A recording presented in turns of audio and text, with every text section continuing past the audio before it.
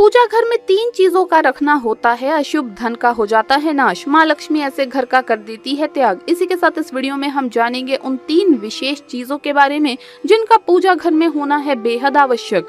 अगर घर में सुख, समृद्धि व धन की कामना करते हैं तो ये 3 चीजें पूजा घर में होनी है जरूरी। स्वयं भगवान श्री कृष्ण ने बताया है इनके बारे में, तो पूरी जानकारी के लिए इस वीडियो को अंत तक जरूर देखिएगा। नमस्कार दोस्तों, स्वागत है आप सभी का एक बार फिर से। दोस्तों सच्ची श्रद्धा से कमेंट्स में जरूर लिखे हर हर महादेव, जय श्री कृष्ण।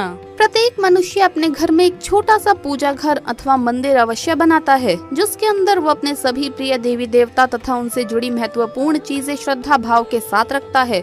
वो अपने मंदिरों में देवी देवताओं की तस्वीरें, पूजा पाठ का सामान इत्यादि चीजों को भी रख देते हैं। परंतु हमारे शास्त्रों में मंदिर के अंदर कुछ चीजें रखना जितना फलदायक होता है, उतना ही कुछ चीजों का रखना अमंगल और अशुभ होता है।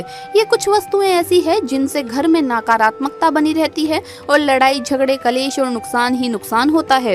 आज हम जानेंगे ऐसी ही अशुभ चीजों के बारे में जिन्हें कई लोग जाने अनजाने में घर के मंदिर में रख देते हैं। अगर आपके भी मंदिर में ऐसी चीजें रखी हुई है तो उन्हें तुरंत वहां से हटाकर किसी दूसरे स्थान पर रख दें, लेकिन पूजा घर में भूल से भी ना रखें। लोग ऐसा इसलिए करते हैं क्योंकि उन्हें लगता है कि ये चीजें धार्मिक है और इनकी भी पूजा की जानी चाहिए। भगवान श्री कृष्ण कहते हैं कि कलयुग में मनुष्य कुछ अशुद्ध चीजों को धार्मिक मानकर उनकी पूजा करेगा, जिसे शास्त्रों में वर्जित माना गया है। भगवान श्री कृष्ण ने इसकी भविष्यवाणी पहले ही की हुई थी कि कलयुग में मनुष्य अधार्मिक और अशुभ चीजों की भी पूजा करेगा।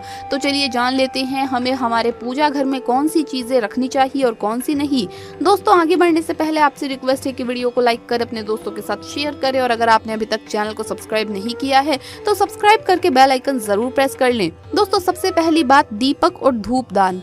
दोस्तों भारत की परंपरा मिट्टी से जुड़ी हुई है, इसीलिए मंदिर में पारंपरिक मिट्टी का दीपक अवश्य होना चाहिए। अगर आप मिट्टी का दीपक नहीं रख सकते हैं तो धातु के दीपक का उपयोग करें। अगर भगवान में आपकी आस्था ज्यादा हो तो आप उपला रखकर गुड़ और घी का धूप भी दे सकते हैं। ऐसा करने से घर में सुख शांति बनी रहती है। दूसरी चीज है स्वास्तिक। घर के मंदिर में स्वास्तिक अवश्य होना चाहिए, या तो आप इसे रोली से बना लें, क्योंकि स्वास्तिक आपके घर की शक्ति, सौभाग्य, समृद्धि और शुभता का प्रतीक माना जाता है। यही मुख्य कारण है कि कोई भी शुभ कार्य करने से पहले स्वास्तिक का चिन्ह अवश्य बनाया जाता है। तीसरी चीज है कलश।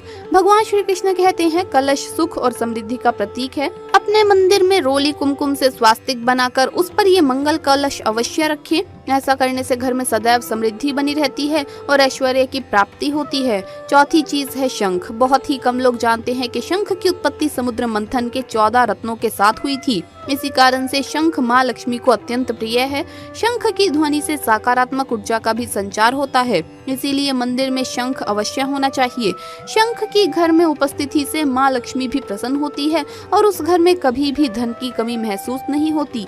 पांचवी चीज है घंटी। मंदिर में आपने घंटी अवश्य देखी होगी, क्योंकि घंटी को शुभ माना जाता है। इसीलिए जिस घर के मंदिर में घंटी की आवाज होती है वहाँ का वातावरण शुद्ध और पवित्र बनता है। जिस घर में पूजा के दौरान घंटी बजाई जाती है उस घर के आसपास की सभी नकारात्मक शक्तियां दूर हो जाती है और साथ ही सुख समृद्धि के द्वार खुलने लगते हैं। तो दोस्तों ये है वो वस्तुएं जिन्हें घर के मंदिर में जरूर रखना चाहिए। आइए अब जान लेते हैं कि घर के मंदिर में कौन सी चीजें कभी भी नहीं रखनी चाहिए। सबसे पहली बात, गणेश जी की विषम संख्या में मूर्ति। दोस्तों पूजा घर में कभी भी गणेश जी की मूर्ति 1, 3 अथवा 5 ऐसी विषम संख्या में ना रखें। अपने मंदिर में गणेश जी की केवल 2 मूर्तियां रखें, इसे शुभ माना जाता है। अगर आप अपने मंगल की कामना करते हैं तो गणेश जी की मूर्ति मुख्य द्वार पर अंदर की तरफ मुख करके लगा लें।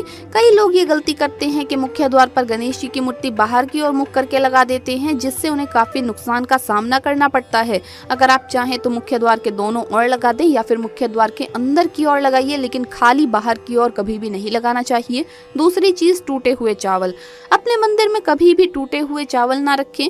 इसके साथ ही पुराने चढ़ाए हुए चावल अधिक समय तक ना रखें, ये नकारात्मक ऊर्जा फैलाते हैं। ये बात भी ध्यान रहे कि आप मंदिर में रखने वाले चावलों का इस्तेमाल हल्दी में भिगोकर ही करें, इससे अधिक शुभ परिणाम मिलेंगे। तीसरी चीज है पूर्वजों की तस्वीर। अगर आपके घर के मंदिर में आपने पूर्वजों की तस्वीर रखी हुई है तो उसे तुरंत वहां से हटा दें, क्योंकि वास्तुशास्त्र में पूजा घर में मृत परिजनों की तस्वीरें रखना अशुभ माना जाता है।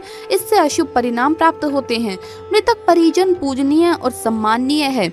किंतु उनका स्थान देवताओं के बराबर नहीं है। मृत परिजनों की तस्वीर घर के पूजा घर में रखने से पूजा घर का वातावरण भी नकारात्मक बन जाता है, जिसका अशुभ परिणाम हमें भुगतना पड़ता है। कई लोग साधु संतों की मूर्तियां अथवा साधु संतों की तस्वीरें भी पूजा घर में रख देते हैं, लेकिन ऐसा करना अशुभ माना जाता है। अगर आप किसी साधु संत को मानते हैं तो उनकी तस्वीर दीवार पर लगा सकते हैं, लेकिन पूजा घर में भूल से भी ना रखें। भैरव जी और शनिदेव की मूर्ति। दोस्तों, घर के मंदिर में भैरव जी, शनिदेव अथवा काली माता की मूर्तियां भी नहीं रखनी चाहिए। इसी के साथ ही माता लक्ष्मी की खड़ी हुई मूर्ति की भी पूजन नहीं करना चाहिए। माता लक्ष्मी सदैव ही बैठी हुई मुद्रा में होनी चाहिए, तो इस प्रकार से हमें पूजा घर में इन मूर्तियों को नहीं रखना चाहिए। आइए अब जानते हैं उन विशेष वस्तुओं के बारे में जो आपके पूजा घर में जरूर होनी चाहिए। इन चीजों के पूजा घर में होने से घर में होती है धन की वर्षा, माँ लक्ष्मी करती है ऐसे घर में स्थायी रूप से वास। दोस्तों, पहली चीज है गंगा जल। हमारे शास्त्रों में गंगा जल को अत्यंत पवित्र माना गया है, इसीलिए पूजा घर में गंगा जल का होना अत्यंत आवश्यक है। गंगा नदी सभी पापों को नष्ट करने वाली तथा सभी व्याधियों का नाश करने वाली है। इसीलिए अगर आपके पूजा घर में एक तांबे के छोटे से पात्र में आप गंगा जल भरकर रखते हैं तो इससे आपके पूजा घर की शुद्धता बनी रहेगी और आपको आपकी पूजा का संपूर्ण फल प्राप्त होगा।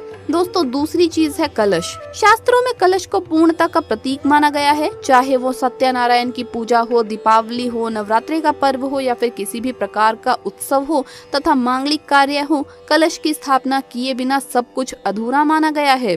पूजा में कलश का उपयोग देवताओं का आवाहन करने के लिए किया जाता है। ईश्वर के सामने तांबे के कलश में पानी भरकर रखना इतना शुभ होता है कि अगर हम अपनी रोज की पूजा करते समय भगवान के सामने तांबे के कलश में पानी भरकर रखें तो उसका चमत्कारी प्रभाव हमें अवश्य देखने को मिलता है। इसीलिए मुख्य रूप से तांबे के कलश का उपयोग करें। पूजा में अगर किसी सामग्री की कमी रह जाए तो परेशान ना हो या पूजा बीच में ना छोड़ें। ऐसे में भगवान को चावल और फूल चढ़ाइए और मन में ही उस चीज का ध्यान करें। प्लास्टिक की बोतल में या किसी भी अपवित्र धातु के बर्तन में गंगा जल कभी भी नहीं रखना चाहिए। अपवित्र धातु जैसे एल्यूमिनियम और लोहे से बने बर्तन, गंगा जल तांबे के बर्तन में रखना शुभ रहता है। केतकी का फूल शिवलिंग पर अर्पित नहीं करना चाहिए। किसी भी पूजा में मनोकामना की सफलता के लिए दक्षिणा अवश्य चढ़ानी चाहिए। माँ लक्ष्मी को विशेष रूप से कमल का फूल अर्पित किया जाना चाहिए और अगर आप ये शुक्रवार के दिन करते हैं तो कई गुना लाभ मिलता है। इस फूल को 5 दिनों तक जल छिड़क कर पुनः चढ़ा सकते हैं। हमेशा इस बात का ध्यान रखें कि कभी भी दीपक से दीपक नहीं जलाना चाहिए। दोस्तों, शास्त्रों के अनुसार जो व्यक्ति दीपक से दीपक जलाते हैं वो रोगी होते हैं। घर के मंदिर में सुबह और शाम को दीपक अवश्य लगाएं। एक दीपक घी का और एक दीपक तेल का जलाना चाहिए।